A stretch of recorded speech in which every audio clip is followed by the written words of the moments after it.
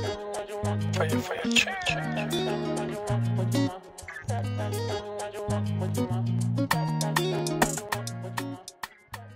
heureuse de vous retrouver à la découverte sur Fashion Africa Channel. Aujourd'hui, je suis reçue par un styliste et créateur de la marque Elite Couture.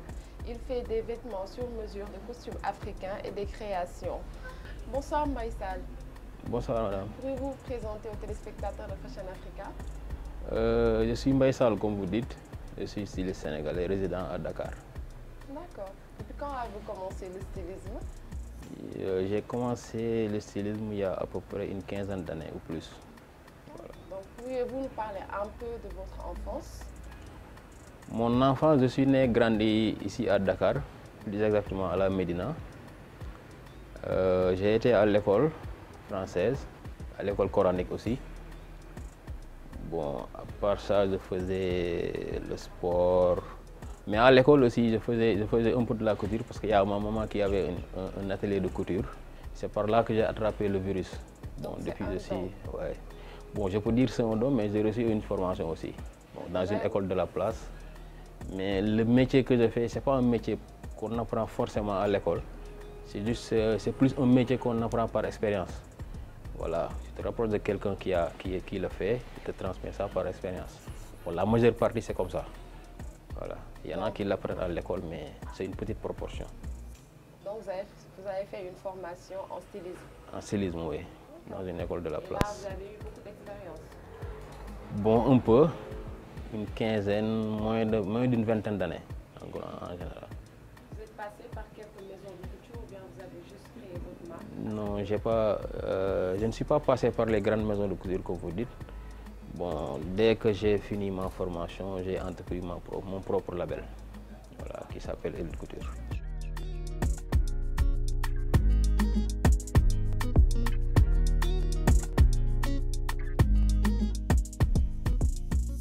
Alors Mbaye, est-ce que vous êtes passé par des maisons de couture après votre formation? Non, je ne suis pas passé par les maisons de couture. Dès que j'ai fini ma formation, je me suis lancé à faire mon propre business, lancer mon propre label. Et donc vous avez créé votre propre marque qui est Elite Couture? Qui est Elite Couture, oui. Est-ce que vous avez eu des difficultés au début? Au début, d'énormes difficultés, comme tout entrepreneur. Voilà, vouloir construire quelque chose, à partir de peut-être, mis à part la connaissance, rien du tout. Bon, pas beaucoup de moyens, je veux dire. Voilà, et là, forcément, c'était très difficile, mais Dieu a fait qu'on a passé cette étape. D'accord.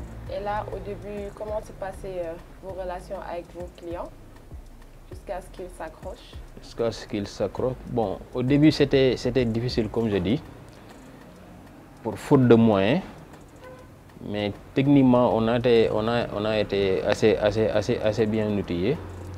Bon, on a fait de telle sorte que la qualité du travail a été toujours notre interlocuteur. Bon, c'est pourquoi sur ce niveau, bon, on est en train de faire petit à petit notre bonhomme de chemin. On gagne du terrain petit à petit. Voilà. Et vous êtes spécialisé dans la costume africain et de prêt-à-porter? Oui, je suis spécialisé sur les costumes africains. Pourquoi cela? C'est une vocation ou bien vous avez choisi ça? Bon, c'est un choix. C'est un choix, je peux faire beaucoup de choses. Vous faites en dehors des costumes africains aussi? En dehors des costumes africains, je fais les tenues traditionnelles pour les femmes, pour les hommes et tout. Mais je suis plus spécialisé sur les costumes africains. Bon, c'est un choix, quoi. Et c'est un marché qui marche beaucoup? Oui, ça marche. Oui, ça marche. En tout cas, pour nous, ça marche, voilà. Pourquoi? Parce que le costume africain, est-ce qu'on peut le porter partout au travail, pour les mariages? Bien sûr, le costume africain, moi j'appelle ça le boubou couteau suisse. Parce que c'est une tenue qu'on peut mettre presque partout. Bon, comme nous en Afrique ici, on va souvent dans les cérémonies familiales, on peut les mettre, genre comme ce style, oui, on peut mettre ça au bureau, en milieu journalistique, en milieu bancaire, presque on peut mettre ça partout. Voilà, c'est ça la particularité du costume africain. Voilà. Ça passe partout. Ça passe partout. Je profite de l'occasion aussi pour inciter nos frères africains à plus porter les tenues africaines. Et de consommer. Voilà, parce que nous sommes à l'ère du consommer local. Voilà, et le consommé local, c'est pas que l'alimentaire. Il y a beaucoup de gens qui croient que c'est que l'alimentaire, alors que c'est pas que l'alimentaire. Il y a l'habillement, il y a les services, c'est beaucoup de choses aussi. Voilà. Et donc, concernant cela, vous avez des clientèles de l'extérieur? Oui, j'ai des clients à l'extérieur. Les Africains qui sont à l'extérieur, parce que les Africains sont partout.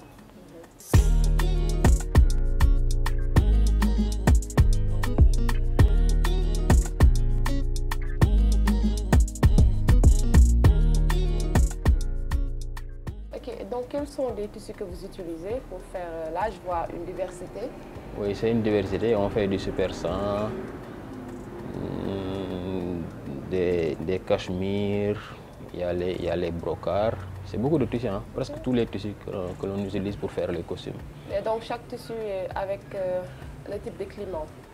Oui. Pendant la chaleur, il y a des Pendant la chaleur, il y a des tissus pour cette période. Il y a aussi des tissus pour l'hiver. Il y a aussi des tissus tropicaux qu'on peut mettre pour presque toutes les saisons. Okay. Des tissus tropicaux? Des tissus tropicaux, il y en a, oui. Les femmes aussi peuvent le mettre? Oui, bien sûr. Tout ce que vous voyez ici, on peut le faire aussi pour les femmes. Qu'est-ce qui vous inspire quand vous créez vos modèles? Votre source d'inspiration? La source d'inspiration, peut-être c'est ce que nous faisons. Hein? C'est à partir de ce que nous faisons que l'on inspire d'autres choses. Par exemple, on voit un modèle, par exemple, je le regarde comme ça, je vois qu'est-ce que je peux ajouter, qu'est-ce que je peux modifier, et ainsi de suite. C'est par là que vient l'inspiration. Et souvent, je le fais la nuit. Voilà, quand je lis, voilà, c'est la nuit que je m'inspire. Voilà. Chaque personne peut créer sa propre tenue? Oui, bien sûr. Il y a des gens qui viennent, qui proposent leur modèle. On en discute. Si on trouve d'accord, je vais lui conseiller, faites ceci, faites cela. Bon, par rapport à ses choix, à partir de là, on peut lui concevoir un modèle. Parce que j'imagine que parfois aussi, vous avez des clients qui peuvent venir amener un modèle et que le modèle ne leur aille pas. Oui. Et ça aussi, parfois, vous avez cette expérience? Cette expérience, oui, mais à condition que le client l'accepte. Voilà, il y en a qui sont très exigeants sur ce côté. Ils viennent, ils vous disent que c'est ça que je veux. Bon, on lui fait ce qu'il veut. Et maintenant, si vous nous donnez l'opportunité d'en discuter, de vous donner des conseils, faites ceci, faites cela, par rapport à votre silhouette, on peut vous conseiller quelque chose. Et puis, vous avez plus une clientèle masculine aussi? Oui, j'ai plus une clientèle masculine. Parce que pour le moment, je fais que les tenues pour hommes. Voilà. Mais là, en ce moment, les femmes, elles commencent mieux à aimer ça? Oui, les femmes commencent à aimer ça. Je le fais de temps en temps, mais pas beaucoup, quoi. Pas beaucoup. Je le fais de temps en temps, mais pas beaucoup. Je suis plus sur les tenues hommes. Voilà. Quel est votre style alors, Mbaye? Mon style par rapport au travail? Oui. Mon style? Par rapport à vos modèles? Bon, je suis plus sur le style sénégalais. Bon, il y a beaucoup de couturiers sénégalais. Parfois, ils copient d'autres styles, d'autres modèles, par exemple les styles indiens et d'autres. Mais moi, je suis plus sur les styles sénégalais. Voilà, pour rester, comme je vous dis, dans la logique du consommé local. Voilà, je suis plus pour ça, au moins pour mieux promouvoir la couture sénégalaise. Voilà. Moi, je ne suis pas pour la copie. Voilà, je suis plus pour ça.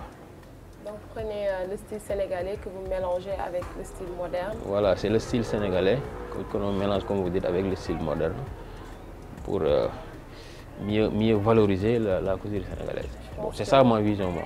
Voilà. Donc, qu'est-ce que vous différencie des autres stylistes?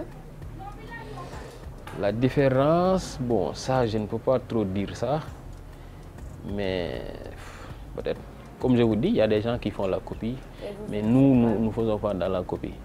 Voilà. On essaie toujours de créer nos propres modèles.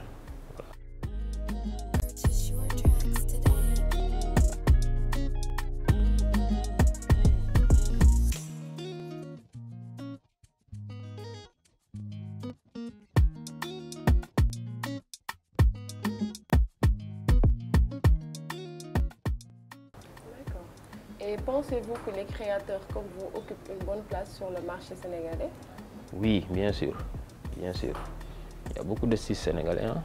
Ils ont une bonne place dans la couture, dans le style sénégalais et africain aussi, et mondial même. Voilà. Il y a des gens qui sont connus partout dans le monde. Hein. Je ne peux pas citer leur nom, mais ils sont nombreux.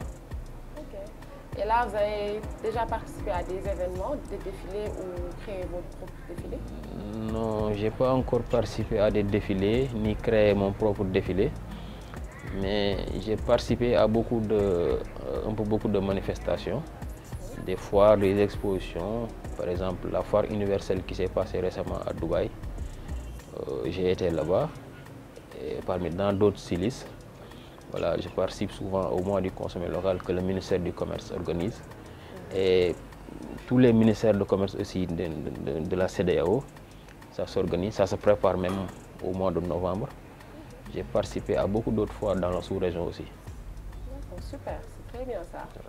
Alors, Mbaye, quelle tranche d'âge habillez-vous le plus souvent? Presque tous les hommes, hein? Presque tous les hommes. Toutes les tranches d'âge? Toutes les tranches d'âge, oui. Voilà. Des jeunes, des adultes? Les jeunes, les adolescents, les petits, les plus âgés et tout. Okay. C'est des tenues que presque tous les hommes portent. Hein. Que pensez-vous de la mode africaine, plus particulièrement du Sénégal?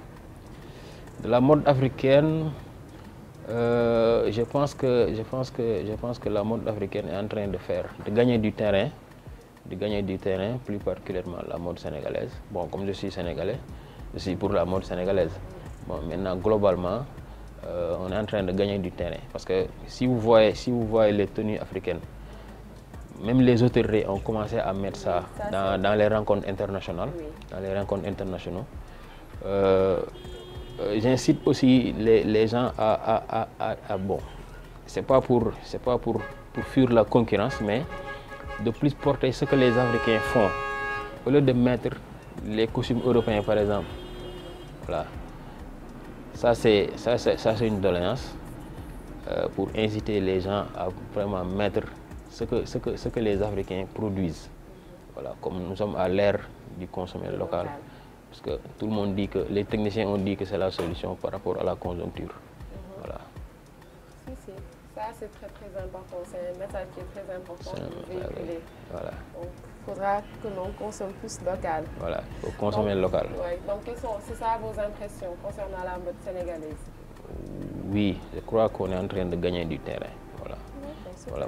Donc, que pensez-vous en ce moment de la tendance écologique? Maintenant, les gens ils utilisent plus des tissus écologiques pour faire attention à l'environnement. À l'environnement. Bon, par rapport à ça, je ne peux pas en dire beaucoup de choses, comme c'est pas trop mon domaine. Mais si c'est le cas, c'est mieux. Voilà, parce que vraiment tout ce qui touche à l'écologie, c'est à ne pas faire. Voilà, pour mieux préserver l'environnement, la terre et tout. Parce que le réchauffement climatique, j'entends souvent dire que ça gangrène beaucoup de choses.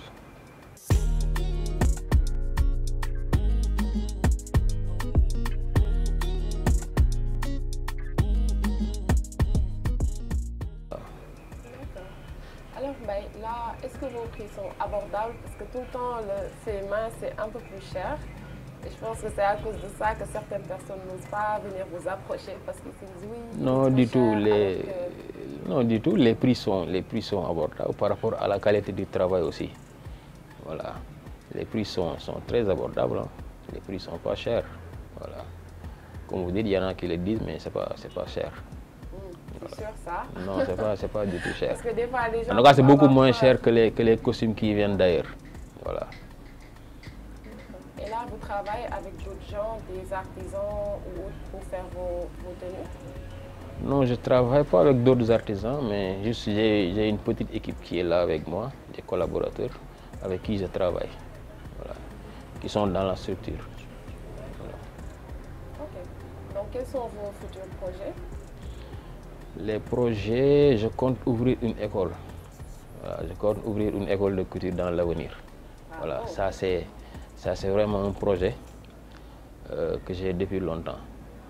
Bon, peut-être viendra un jour, je vais pouvoir réaliser ça, Inch'Allah. Pour peut-être transmettre le métier à d'autres jeunes. Il faudra aussi penser aux gens qui sont derrière. Essayer de transmettre le métier à d'autres jeunes, même si j'en ai déjà transmis à beaucoup de jeunes. Mais je vais en transmettre d'autres jeunes, Inch'Allah. Parce que le métier que nous faisons comme ça, c'est un métier de jeunes. Bon, à un certain niveau d'âge, bon, tu ne pourras plus être si rigoureux comme ça. Voilà.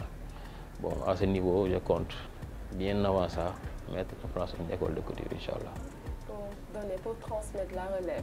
Transmettre la relève, oui. D'accord, ce sera juste une école de stylisme et de modélisme. De modélisme, oui. Et là, vos projets à court terme? Les projets à court terme, faire de telle sorte que Elite Couture atteigne ses objectifs, voilà, que je sois connu partout dans le monde, Inch'Allah. Donc, ma seule question, pourquoi avoir choisi le nom Elite? Le nom est venu par... par... Au lieu de prendre un nom sénégalais, je ne sais pas, pourquoi ce nom-là? Pourtant, le nom est venu par hasard, hein. Le nom est venu vraiment par hasard. C'est-à-dire, voilà. Elite, qu'est-ce qui vous a poussé à la Elite? Bon, quand le mot élite est venu, il m'est venu en tête, j'ai regardé le dictionnaire, j'ai vu que le synonyme était élite signifie quelque chose qui se distingue par ses qualités supérieures. Et puis je me suis dit pourquoi prendre ce nom. Voilà. Très, très inspirant. En tout cas, c'est original. Merci beaucoup. C'est très, très original. Voilà, là, vous vouliez dire quelque chose aux jeunes téléspectateurs qui vous regardent ou bien? Parce que là, on est presque au terme de notre émission. Quel est le message que vous allez leur faire passer? Le message, c'est un message pour tous les Sénégalais, les Sénégalaises, Africains, Africaines. De mettre les tenues que les Africains font pour promouvoir le consommé local. Voilà. Et aussi promouvoir davantage les producteurs locaux. Voilà. C'est la solution pour moi. Voilà. Le développement ne peut pas se faire sans ça, à mon avis. Voilà. Donc, où est-ce qu'on peut vous trouver sur les réseaux sociaux? Sur les réseaux sociaux, je suis sur Facebook, sur Elite Couture Prêt-à-Porter et sur Instagram aussi, Elite Couture 17. Et il y a un site internet aussi, elitecouture.net. Voilà. Nous sommes sur ces trois plateformes pour le moment. Le numéro de téléphone et votre adresse? Le numéro de téléphone, c'est le 77 630 39 52. Je suis à Dakar, aux Parcelles Assainies, à l'unité 17.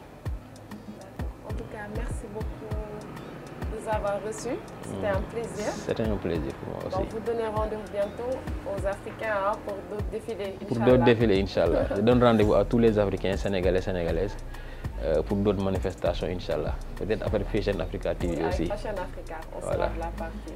Voilà, c'était un plaisir aussi. Oui, merci en tout voilà. cas. Merci pour la visite. Plaisir partagé. Merci. Voilà, chers téléspectateurs, j'espère que cette émission d'aujourd'hui vous a plu. Je vous donne rendez-vous bientôt sur Fashion Africa Channel. Bye bye.